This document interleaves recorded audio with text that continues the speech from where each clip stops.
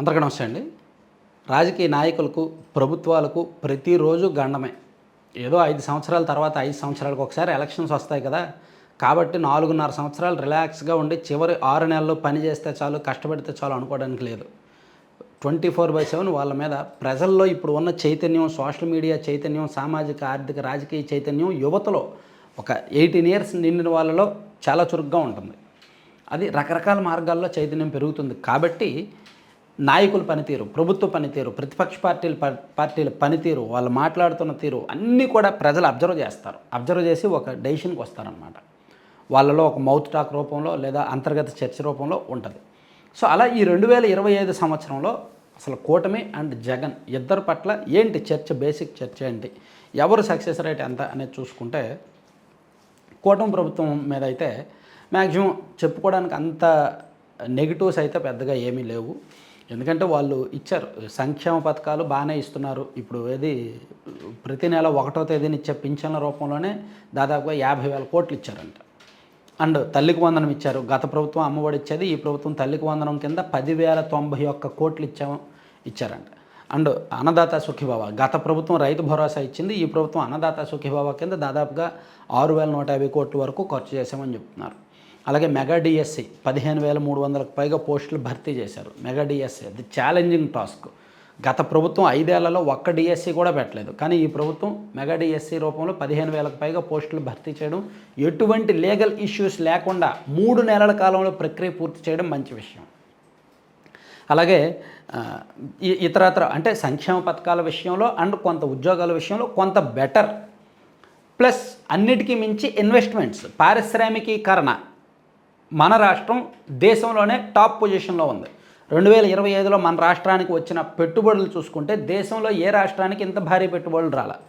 Google అనుబంధ సంస్థ రైడాన్ వాళ్ళ గూగుల్ డేటా సెంటర్ అయితేనేమి, అండ్ రిలయన్స్ బ్రూక్ఫీల్డ్ వాళ్ళ డేటా సెంటర్ అయితేనేమి, Arcelor Mittal and green hydrogen project, BPCL refinery project లాంటివి అయితేనేమి, ఇవన్నీ కూడా ఆన్ పేపర్ ఒక అడుగు ముందుకు వేశాయి.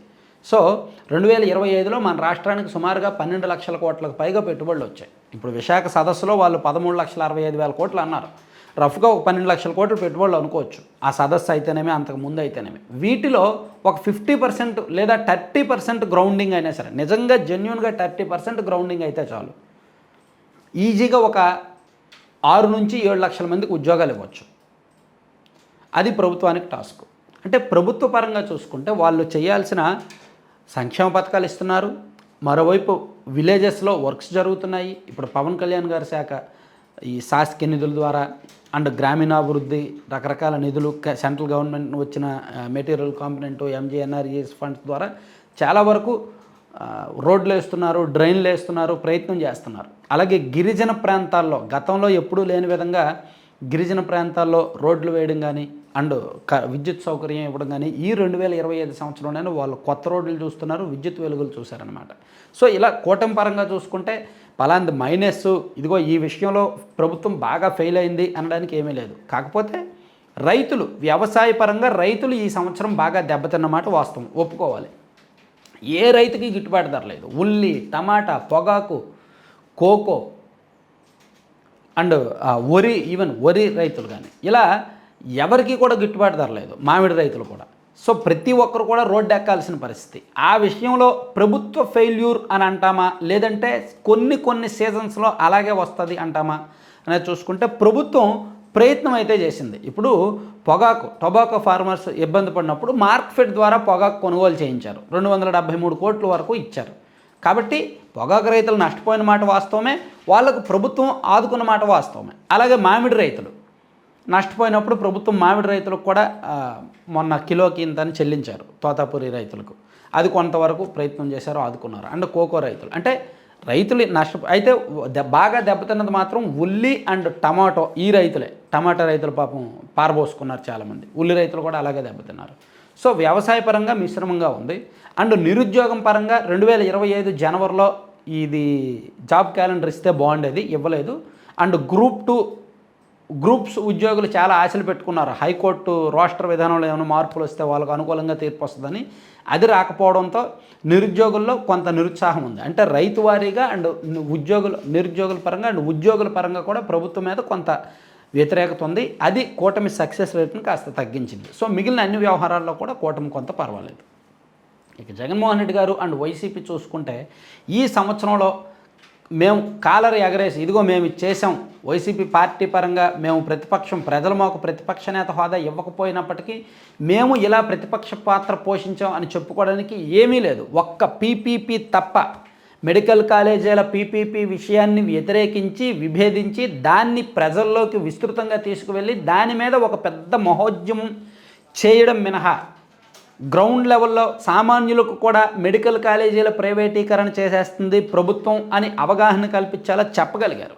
మేబీ దాని లాభ నష్టాలు, దానివల్ల నిజమా నష్టమా ఏది అనేది వాళ్ళకి అనవసరం. మంచి చెడు లాభం నష్టం అనేది అనవసరం. వాళ్ళకు అందులో పొలిటికల్ అజెండా కావాలి. ప్రభుత్వం తప్పు చేస్తున్నట్టు ప్రజల్ని చెప్పాలనుకున్నారు, చెప్పారు, ఆ విషయంలో సక్సెస్ అయ్యారు. కానీ ఇతర అన్ని విషయాల్లో కూడా ఫెయిల్ అయ్యారు. బెదిరింపులు, ప్రజల్ని భయపెట్టాలి, ప్రజల్ని బెదిరించి భయపెట్టి వాళ్ళ చేత ఓట్లు వేయించుకోవాలి, రాజకీయం చేయాలి అనే తత్వం పెరిగిపోయింది. ఈ రప్ప ఫ్లెక్సీలేంటో అభిషేకాలేంటో ఇవన్నీ బాగా పెరిగిపోయాయి.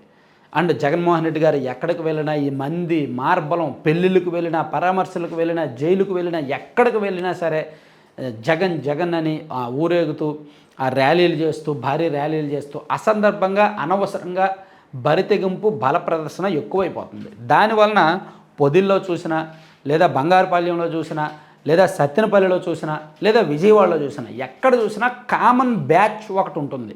ఆ బ్యాచ్ జగన్మోహన్ రెడ్డి గారు వెళ్ళిన ఉద్దేశాన్ని పక్కదారి పట్టించి ఊరికే సీఎం ఓడిపోయి సంవత్సరంన్నర అయింది, అప్పుడే సీఎం అని నినాదాలేంటి? ఇంకో 3.5 సంవత్సరాలు ఆగొచ్చుగా, అట్లీస్ట్ ఒక 2.5 సంవత్సరాలు ఆగొచ్చుగా. ఆయన పాదయాత్ర చేస్తున్నప్పుడు అలా అరుచుకోవచ్చుగా. ఆయన వెనక్కి తిరిగి ఒక 2,000 మంది 3,000 మంది బ్యాచ్ ఉన్నారు. వాళ్ళు కామన్గా జగన్మోహన్ రెడ్డి గారు ఎక్కడికి వెళ్ళినా అక్కడికి వెళ్ళి ర్యాలీలు సీఎం అని కేరింతలు కొడుతున్నారు. వాళ్ళకి ఎప్పుడు టైము వచ్చే ఎన్నికలకు ఒక 6 నెలల ముందో సంవత్సరం ముందో చేస్తే బాగుంటుంది, జనంలో కూడా ఊపు వస్తుంది. అరే ఓడిపోయి సంవత్సరంన్నర కూడా కాలేదు, అప్పుడే వీళ్ళు సీఎం అని అరుస్తున్నారేంటి, ఇంకా టైం ఉంది కదా అని సామాన్యులు తిట్టుకుంటారనమాట, ఇన్కన్వీనియన్స్గా ఫీల్ అవుతారు. అంటే ఇలా ఎలా చూసినా సరే ప్రభుత్వ విధానాలను వ్యతిరేకించడంలో, అసెంబ్లీకి వెళ్ళి తమ వాని వినిపించడంలో, కీలకమైన అంశాలను లేవనెత్తడంలో, ప్రభుత్వ లోపాలను చెప్పడంలో, ఇలా అన్నింటిలో కూడా వైసీపీ ప్రధాన ప్రతిపక్షం హోదా లేకపోయినప్పటికీ విపక్షంగా కూడా ఫెయిల్ అయ్యారు. సో వైసీపీకి సక్సెస్ రేట్ ఇది అని మనం చెప్పడానికి అంటూ ఏమీ లేదు.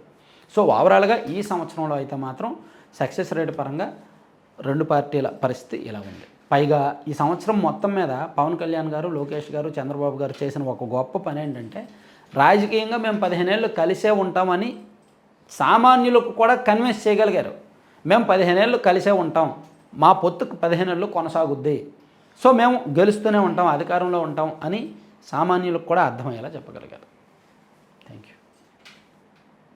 సో కంటెంట్ అయిపోయిందండి. కంటెంట్కి సంబంధం లేకుండా మీరు పక్కన ఒక యాడ్ చూస్తున్నారు కదా, laddupallam.com అని. సో దీని ప్రత్యేకత ఏంటంటే millets, seeds, dry fruits, nuts, అంటే కంప్లీట్ హెల్దీ ఇంగ్రీడియంట్స్తో వీళ్ళు కొత్త ప్రోడక్ట్ తయారు చేస్తున్నారు.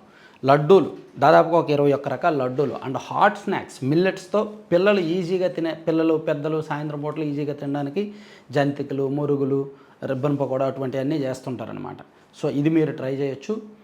And protein powder, ABC powder, moringa powder and జామాకు పొడి అండ్ రకరకాల డ్రై డేట్స్ పౌడర్ అయితేనేమి, వీట్ స్ప్రౌట్స్ పౌడర్ అయితేనే, ఇలా భిన్నమైన హెల్దీ పౌడర్స్ తయారు చేస్తారు. వేడి పాలల్లో కలుపుకొని పిల్లలకి ఇస్తే మంచి బెనిఫిట్స్, మల్టిపుల్ బెనిఫిట్స్ ఉంటాయి. అలాగే పెద్దోళ్ళు కూడా ఈ మునగాకు పొడి, జామాకు పొడి వేడి నీళ్ళల్లో కలుపుకొని తాగితే మంచి బెనిఫిట్స్ ఉంటాయి. సో ఇది కూడా ట్రై చేయొచ్చు. అలాగే లడ్డూలు, వీళ్ళ దగ్గర ఉండే లడ్డూలు మిల్లెట్స్తోనూ సీడ్స్తోనూ చేసే బయట ఎక్కడ మీకు దొరకవు. సో కంప్లీట్గా హెల్దీ అండ్ టేస్టీ ప్రోడక్ట్స్ తయారు చేస్తున్నారు అండ్ చాలా తక్కువ మార్జిన్తో ఆన్లైన్లో అమ్ముతున్నారు. మీకు కావాలంటే laddupallam.com అని సైట్ విజిట్ చేయొచ్చు, లేదా 9997839994 నెంబర్కి మీరు కాల్ చేసి లేదా వాట్సాప్లో చేసి ఆర్డర్ చేయొచ్చు. వీళ్ళ స్పెషల్ ఏంటంటే 2 తెలుగు రాష్ట్రాలకు ఫ్రీ షిప్పింగు అండ్ 10 to 20% ఆఫర్లు ఉన్నాయి. బల్క్ ఆర్డర్స్ అయితే, అంటే ఇప్పుడు న్యూ ఇయర్ ఉంది, సంక్రాంతి ఉంది కాబట్టి మీకు ఇంకా కస్టమైజ్డ్ బల్క్ ఆర్డర్ కావాలనుకుంటే మీకు ఇంకా డిస్కౌంట్ ఎక్కువ ఇస్తారు. ప్లస్ వీళ్ళ దగ్గర veg and non veg pickles ఉంటాయి అండ్ కస్టమైజ్డ్ స్వీట్లు. ఇప్పుడు సంక్రాంతి కాబట్టి మాకు ఇలా అరిసెలు కావాలండి, ఒక 100-200 చేస్తారు. సున్నుండలు, అంటే ఇటువంటి ప్రోడక్ట్స్ కూడా వాళ్ళు చేసి ఇస్తారనమాట. ఒక 10-15 మంది మహిళలు కలిపి హోమ్ మేడ్ ఫుడ్ అది. సో కావాల్సిన వాళ్ళు ఆర్డర్ చేయండి. Thank you.